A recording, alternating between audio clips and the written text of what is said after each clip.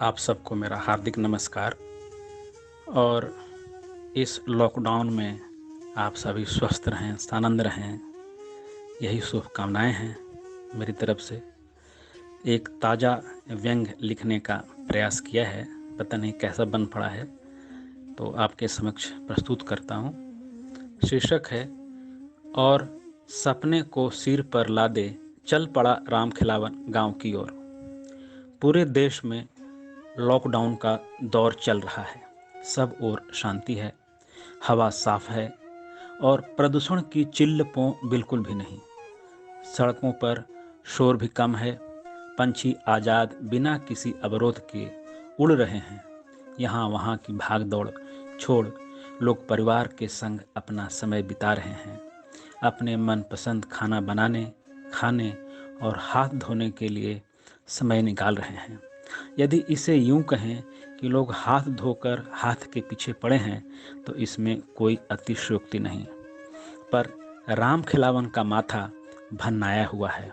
वह एक दिहाड़ी मजदूर है और लॉकडाउन के कारण मालिक ने फैक्ट्री बंद कर दी है। उसे अब भूखे रहने और परिवार को भूखे रखने के दिन देखने पड़ रहे हैं।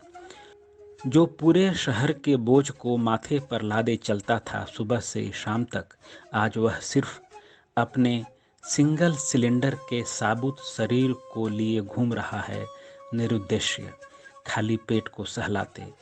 बहुत लोग अपने गांव चले गए। राम खिलावन भी गांव जाने की सोच रहा है।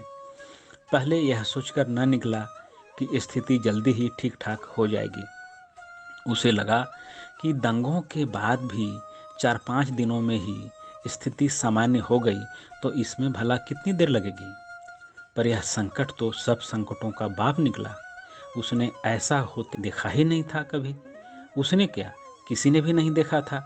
वह हिम्मत करके अपनी झोपड़ी से बाहर निकला और मुख्य सड़क पर आ गया, कोरोना के डर को चिरते हुए। सड़क पर पानी बह रहा था। उसके लिए वह पानी नहीं बल्कि आक्रोश बह रहा था, उफान बह रहा था, उबाल बह रहा था, ग्लानि बह रही थी। कुछ दूर और आगे बढ़ा राम खिलावन। सब्जी फलों की दुकानें खुली थीं। सड़क किनारे की दुकानों में सब्जियां अटी पड़ी थीं, फल अटे पड़े थे, पर उसका पेट खाली था। उसकी जेब खाली थी, गला भरा था, आवाज़ भरभरी हो गई थी, जबान ऐंठ रही थी। उसके सपने जल भुन रहे थे।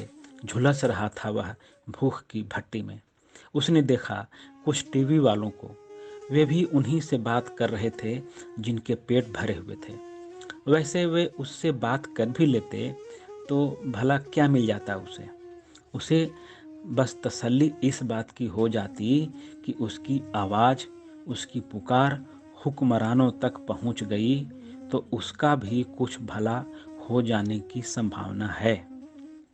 अफसोस कि उनके कैमरे सब कुछ कैद कर लेते हैं मगर कालिमा को नहीं। हमारे समय की कालिक हमारे समय के कैमरों में नहीं उगती, उग भी नहीं सकती, क्योंकि कैमरे तो चेहरों की चमक दिखाने के लिए हैं और राम खिलावन का चेहरा तो भूख से, परेशानी से, बेचैनी से, चिंता से स्याह हो चुका था। कैमरे की निगाह उस पर भला क्यों पड़ती। चलते चलते राम खिलावन विचार मग्न हो जाता है। उसे अपने समय के समाज पर नज़र जाती है, अपने समय के तथाकथित बुद्धिजीवियों पर नज़र जाती है। वह इस निष्कर्ष पर पहुंचता है कि दरअसल इन कैमरों की जो आँख है, इनकी अपनी आँख नहीं है। वैसे तो किसी की भी आँख अपनी आँख नहीं है। ऐसा इसलिए कि वर्तमान समय में हमारी आँखें जो कुछ भी देख रही हैं वह सहज स्वाभाविक नहीं है, स्वतंत्र नहीं है। सारे के सारे दृश्य प्रायोजित हैं। इन कैमरों वालों के जो मालिक हैं और मालिक के भी जो मालिक हैं, वह मालिक जो देखना चाहता है वही दिखाते हैं ये कैमरे। इसलिए ये कैमरे नहीं दिखाते भूख, नहीं दिखाते भय, नहीं दिखाते भ्रष्टाचार। ऐसे में तो जैसे हवा पानी प्रदूषित, उसी तरह से विचार प्रदूषित, कैमरा प्रदूषित और कैमरे की निगाह भी प्रदूषित। जैसे प्यास बुझाना मुश्किल, और सांस लेना दुभर, वैसे ही स्वतंत्र रूप से सोचना तो और भी दुभर। अचानक तंद्रा भंग हुई राम खिलावन की। उसकी घबराहट बढ़ गई थी, हाथ पैर जैसे कांपने लगे थे और सांस भी रूंध गई थी। शाम का झुटपुटा अभी हुआ नहीं था। लॉकडाउन की स्थिति में भी दफ्तर से लौटने के समय में इक्के दुक्के लोग घर को लौट रहे थे। परिस्थिति से उदास निराश रामखिलावन भी अपनी झोपड़ी में लौट रहा था। अगली सुबह वह भी पैदल ही गांव की ओर लौटने का मन बना चुका था और सुबह हुई नहीं कि वह अपने सपने को सिर पर लादे खाली हाथ पैदल ही चल पड़ा था अपने गांव की ओर। रामखिलावन। धन्यवाद।